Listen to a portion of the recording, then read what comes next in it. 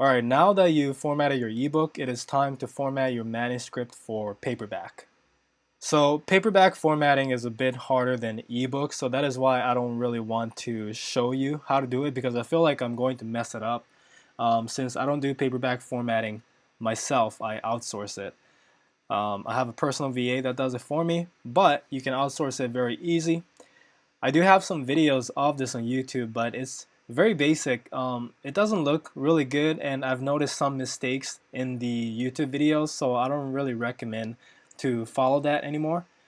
But if you really want to format on your own and save some money here, you can search videos on YouTube from other people on how to format your book for paperback, maybe using Word or other methods, whatever they're teaching, you can follow it.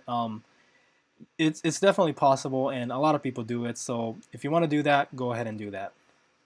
What I do is I outsource it because I have a personal VA that does book formatting for me. But if you don't have a personal VA like me, you can always outsource to these three options. So again, the first option is the premium option.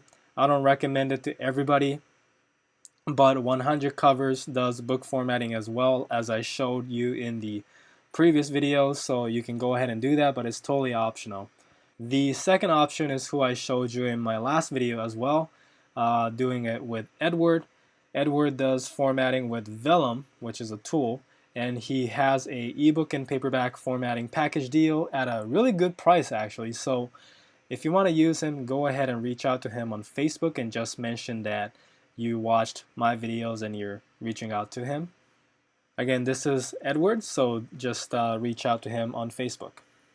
And the third option is Fiverr. So Fiverr is actually really good for basic formatting for paperback and ebook as well. So in terms of covers, I don't recommend Fiverr anymore, but formatting they do pretty well. So I'm going to leave a link to some of the Fiverr gigs that I recommend for paperback formatting in the description, and also the other two options as well. Just a quick tip, this all depends on the word count you went with. If you went with 15,000 words, it's a little tough to reach 150 pages, and depending on some keywords, just having a short 100-page book is totally fine, so it really depends on the keywords and the niche that you're going into, but generally you want to aim for around 150 to 200 pages, because 100 pages is a bit too short, and over 200 pages will start increasing the cost to deliver, which is Amazon takes a cut of the royalties, and they take a little more if you increase over 200 pages. They take more in delivery fees, so you make less royalties. That is why I always aim between 150 to 200 pages. You can adjust the page length by changing the book size and also the line spacing. So I would stay between 1.25 to 1.5 line spacing, but making it 1.5 line spacing does increase a pretty good amount of pages in your book.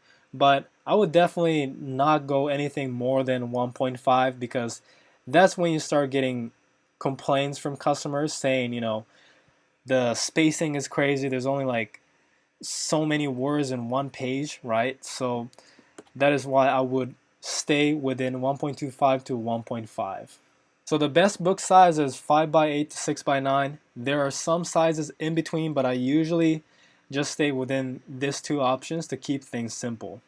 So if you really want to stretch your book out, you can do 5x8 and 1.5 line spacing, but then it's kind of pushing it, so I wouldn't recommend that option. I'm just throwing it out there as an option if you really want to add more pages, but I would rather stay at 1.25 at 5x8 and just increase the word count in your book if you want more pages. So for the action steps, check out the links in the description and see which options you want to go with. Get your manuscript formatted for paperback, and I'll see you guys on the next video.